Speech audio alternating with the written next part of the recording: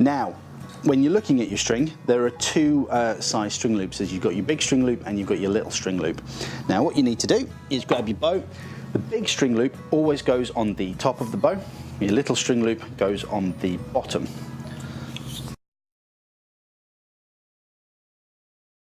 Hey everybody, so we're going to go ahead and talk about stringing your bow. So the first thing you have to notice is that when you hold up your string like this, one side is usually shorter than the other. And this one appears they're roughly the same size, but you want to put the shorter size on the bottom.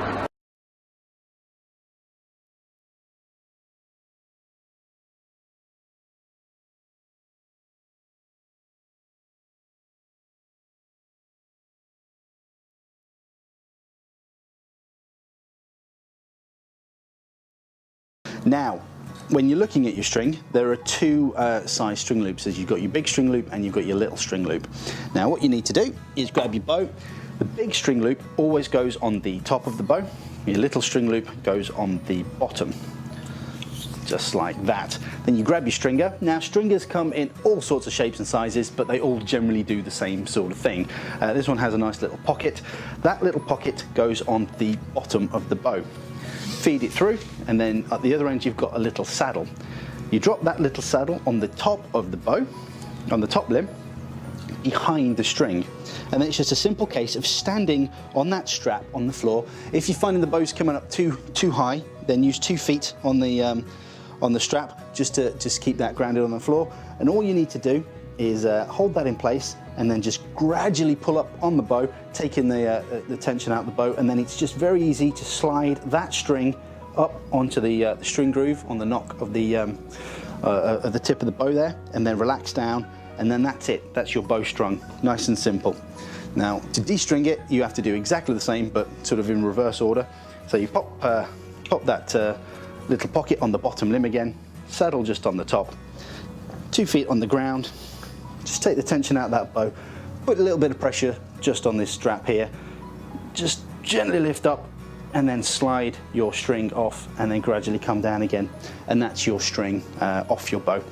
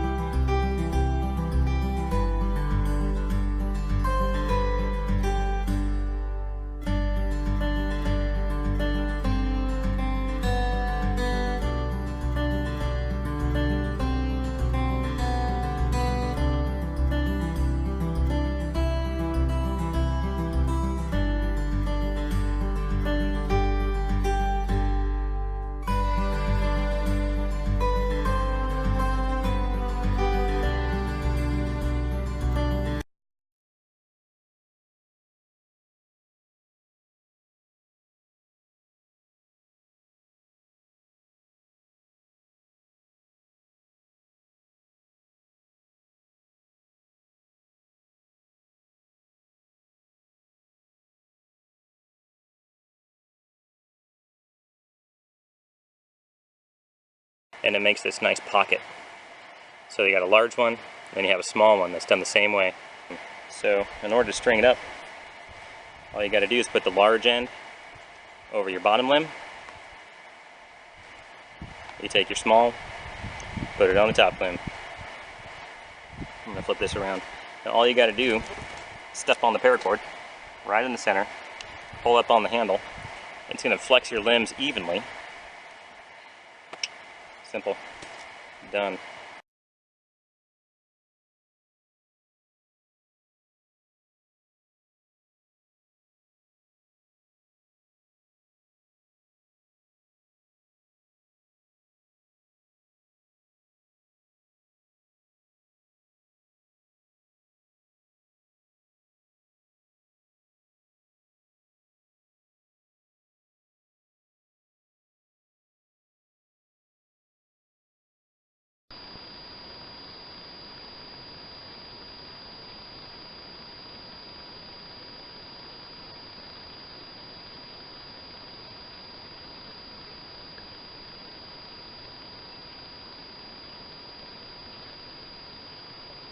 Today we're going to learn how to wax our string. So basically you have this part of the string that's exposed that should be waxed on a regular basis. So you need some wax and you need your fingers. You're going to go ahead and apply the wax onto the exposed part of the string and go ahead and be generous about it. There's no reason for you to be skimpy with the wax. Wax isn't very expensive.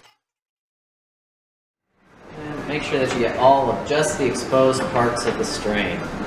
So by exposed, I don't mean the entire string, but I mean the string that's not wrapped or protected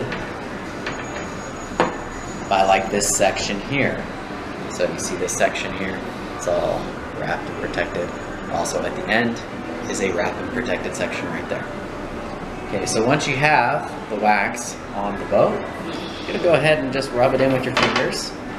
Go ahead and create some heat with the friction between the bow string and your fingers. Go ahead and rub it in. Do the same on the other side. So you can go ahead and rub it in.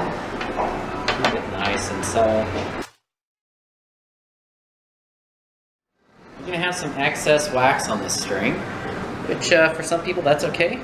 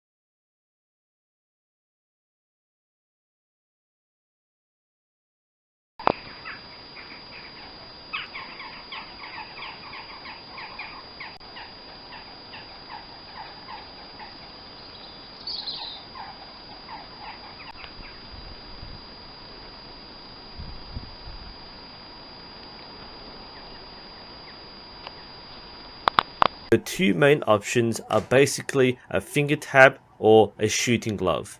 If you're completely new to archery, you're likely to recognize the glove. Many forms of traditional archery make use of the glove, and modern shooting gloves have a streamlined design that covers the essentials. Gloves come in a variety of shapes, colors, materials, and sizes. Most gloves designed for modern Western-style archery feature protection for the 3 fingers used to shoot, although you can get gloves designed for thumb release. The actual design and coverage varies with the model, but typically look like this. This particular glove is the Berlin deerskin glove. The leather glove features reinforced fingertips and a Velcro strap for the wrist. Using the glove is very intuitive. The fingers go over the string, you draw, anchor, release, and everything feels fairly natural. Finger tabs are more commonly used, but may seem odd to people who have never shot before. Tabs vary based on their design and price. Cheap tabs are simple pieces of leather or calf hair with holes cut out for the fingers, sometimes with plastic spacers that prevent fingers pinching the arrow. Using a tab is also easy, but new archers sometimes don't realize that the leather is meant to protect the fingers, and occasionally will flip the tab away while shooting with bare fingers. The string goes over the tab, providing a protective surface. The fingers hook around the string and you do your shot process.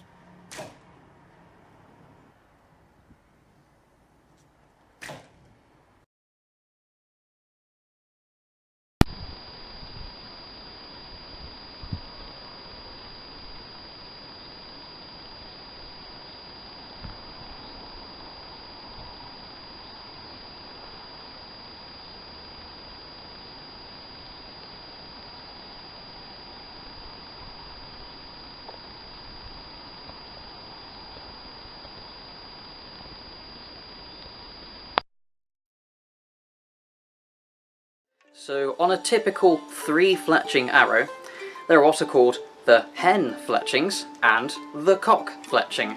Quite simply, you have the 2 which I've colour coded red for convenience, which act as sliding along the bow, and then they easily just slip as you can see, just slip easily across here for a nice easy flight.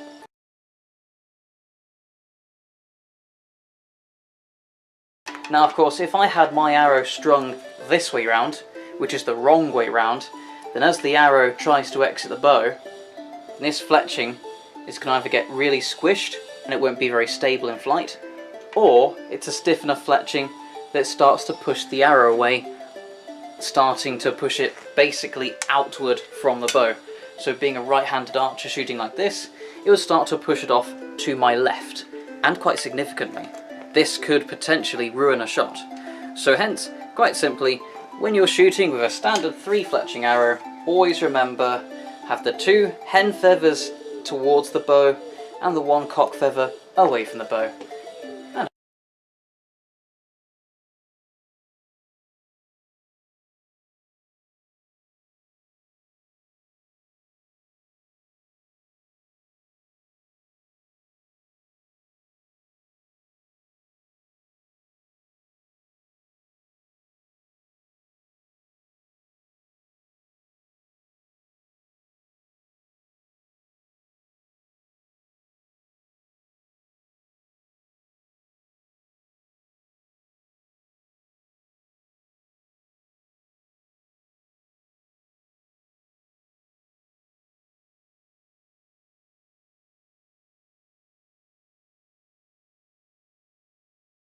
What we do and how we teach here, you grab the arrow at the end, you place it first on the arrow, on the bow, then you push it back. And this way you have way more control and the chance that the arrow goes astray is way less. Grab the arrow at the end, put it first on the bow, put it on the string. And at this moment you can even hold the arrow here, then you have contact, you have control.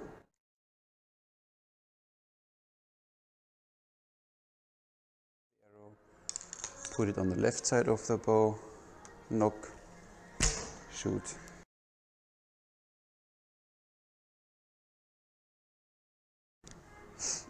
And nocking is really simple. You have it on the left side. When you that the arrow slides along the string, you push from the back with these 2 fingers, you see that.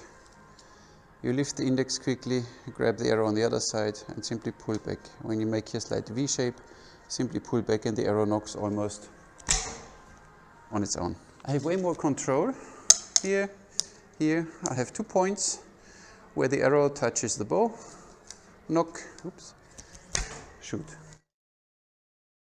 the same, I hold it in place, touch on the bow and on the string, slide forward, knock back. Way more control. Get it out of your quiver, place it first on the handle, slide back, out of your back quiver, always first on the bow, string touches, knock.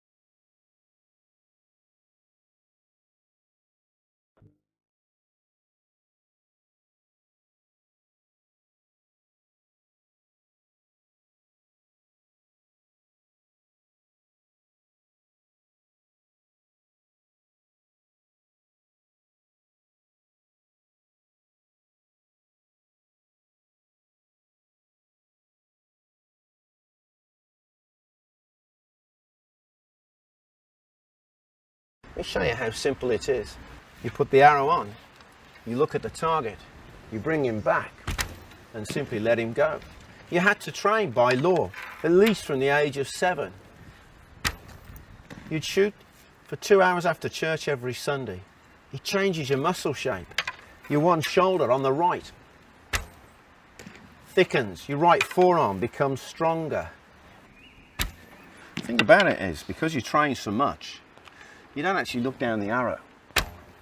You're looking at the target all of the time. You fix yourself on to that man. Fast, accurate, and under power.